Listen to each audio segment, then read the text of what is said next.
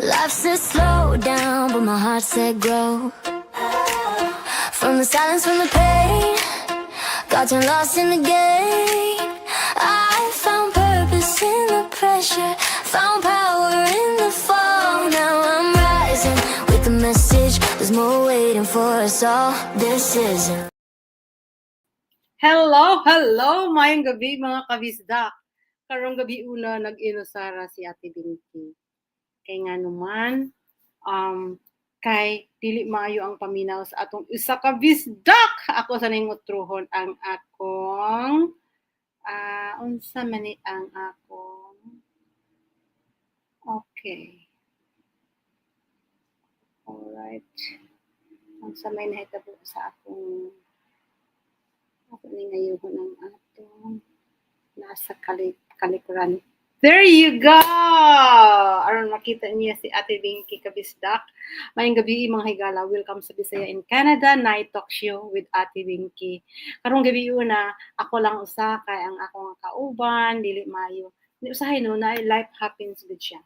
So, dinhi wala tay pa-pretend na itong mga istorya. Straight mga tinuod nga istorya na atong mga topic diri mga igsuon no, tinuod nga mga hagit, tinuod nga mga leksyon nga makatabang usab nato sa pagpalambo sa atong kinabuhi mo nga makapadayon ta, mabasin day maka-inspire ko sa inyo ha, or maybe you can see something that you don't see before, tabasin di ay ako ang tulay sa inyo hang mga maayong kaugmaon. So pagkuha sa inyo kape ug tasa ug mag-istorya sa ta kadali aron makumplito ang atong gabi ni Ate Binky aron dili niyo ma-miss ang akong mga kaagi karong gabi una.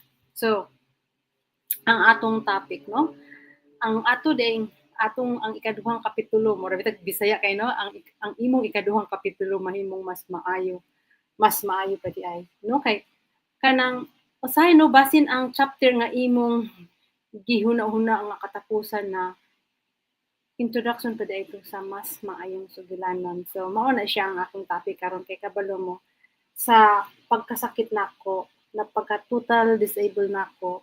That was 2 years. Nobody knows. I don't even tell so many people. Saan man po nako no nga luya man kay ko no. So it's been 2 years, no. After 2 years nibalik ko sa akong trabaho thinking makaya pa nako no.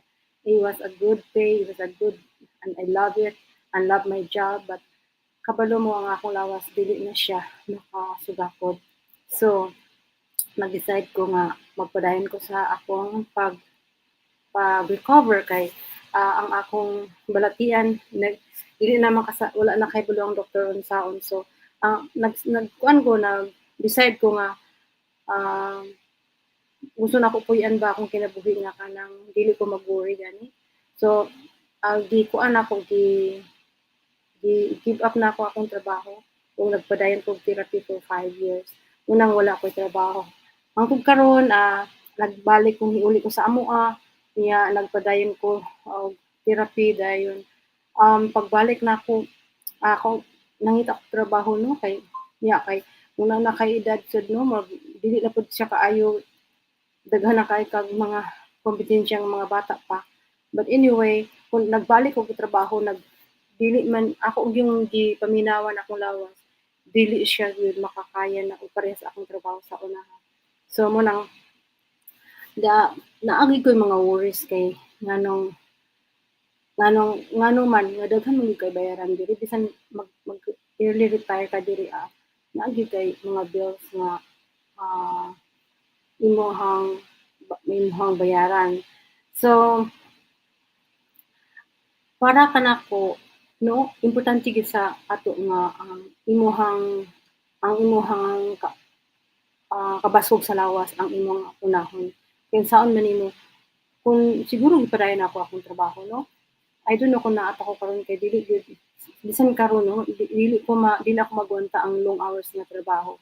So didto na ako na katunan nga daghan kayong hinumdum dito sa ako sa Ginoo. So sa akong journey, daghan ko gihimo nga siyempre mangita mo paglaing pagkakitaan kay siyempre dili man lagi mo undang nimong bills ang imong mag-retire na ka, early retire ka o retire ka, na ka nga dili lang ka trabaho pero ang imuhang bills dili man undang gud kuan ka nang di man pud mo retire. So mao na siya nga ang bisan diri ang mga retiree mo trabaho gid siya. Pero kabalo mo daghan ako gi-try pero na ako makakat-on ko og bag-ong skill sa online.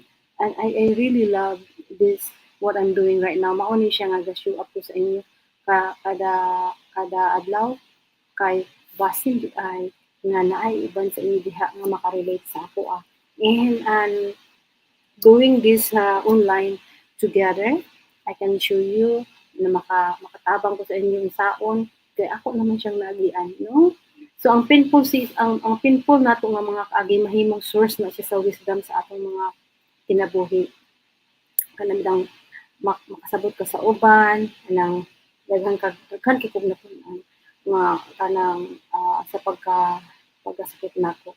Kay ang Ginoo bitaw mo, ang Ginoo mo redirect gid sa ato mo redirect gid sa ato ang kuan kitong bisan wa kay trabaho pero i-redirect bitaw kanya na ay another naa pa day better way of naa pa day better way nga maka-income ta o makakuan ta makakita ta og panginabuhian. Naa pa gid siya dili lang kay usara kana nga trabaho. So dili ko nakakat-on nga you can dili pwede ka maka-earn bisan og dili ka ana bitang busok-busok nga trabaho, no? So mao ni siya nga mo show up ko diri sa social media and I love this because I learned so many skills daghan mi kog mahibaluan. So para sa inyo nga mga may edad na labi na ka nang nag-abroad bitaw no niya na sila edad niya kaning na natay edad na nagitay bation isa kung saan gud dili gid ika-edad na natay bation no unya magnahon naman ta nga sige tag trabaho kay siyempre dili man mo retire ang Dios diri so dili pa ulahi ang tan sa pagdamgo pagkat-on ug paghimo og mga bag-ong mga direction bag-ong purpose kay para sa ako no I find my purpose here kay malipayon man ko nga kanabitang mag-show ako sa social media because kay ang ako magong i-share is my real story wala siya kanabitang dili ba piki nga pagpasikat-sikat ta or whatever no I am telling you this is a real story and this is a real business and this is a real learning and a real process. It doesn't grow overnight but one day kung imo sundan karon dili kinahanglan manggod nga kanang daghan kay ka og skills kay ang kaning skills matun-an manggod siya basta willing ra ka nga motuon og mosunod gid ka sa system no so ang nakanindot kay mobayad gid ka diri sa atong kung asa ka karon nagtan-aw kung unsa ka asa ka nga country mobayad jud ka sa gobyerno kung magsulod na ka og income so mao ni siya ang ganahan diri so mao na siya nga I'm telling you my story the reason why kay daghan kaayo karon nga nangita og naglisod unya nagusto sila mangita og laing pakitaan mao na siya nga kung natuo pa ka nga napay bagong chapter sa nagiandam sa Ginoo para nimo comment diha sa ubos you know kay ako dili ko magdahom nga makakat-on pa ko ani bisan napit ako'y kanang mga brain fog pero kay dili man kinahanglan nga mo trabaho gid ko nga busog-busog sa kaadlaw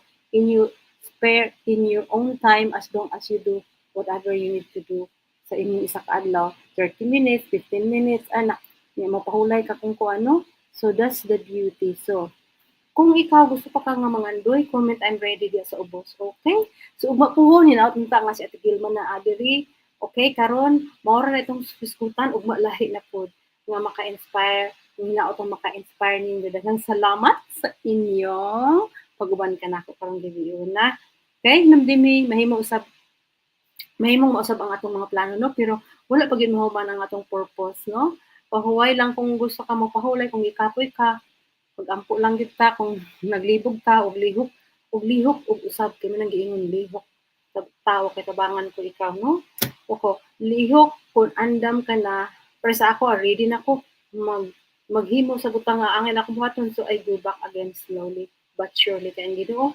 magapanalangin ka na kanato no kay wala pa siya nahuman pagsulat sa atong whole story. So padayon lang kita mga igsoon, mga kabisda. Ug maoro to may gabi kanyang tanan ug wa pohon kinaot-unta nga naa na diri ang akong co-host nga si Ate Gilma sa Alberta. Daghang salamat, maayong gabi kanyang tanan. Ayaw kalimot bisitahi ang akong YouTube o pag-subscribe pod. Okay, ug ang akong Facebook page i-share ni sa imuhang mga amiga kay basin di ay maka-inspire po dahil nila. Thank you for watching and thank you. Oh, naaday ko isuit sa inyo na ako i-share sa inyo ang akong ginahimo nga kanta. No? So, mo ni siya imong bisitahon sa YouTube o i-subscribe si Ate Binti. Okay? The title is Rising. Okay? Salamat! Salamat so much! I came from islands full of dreams, crossed the ocean chasing peace, worked with hands that never stop, till my body said you've done enough. The bills kept knocking at my door, no savings left to fight the storm. But even when the night fell long, my faith kept whispering, hold on. I thought my story ended there, but grace rewrote the page again. Broken roads can still lead home, even when the world says you're too late. I'm still rising. Okay, okay, salamat. From the ashes Bye. See you tomorrow.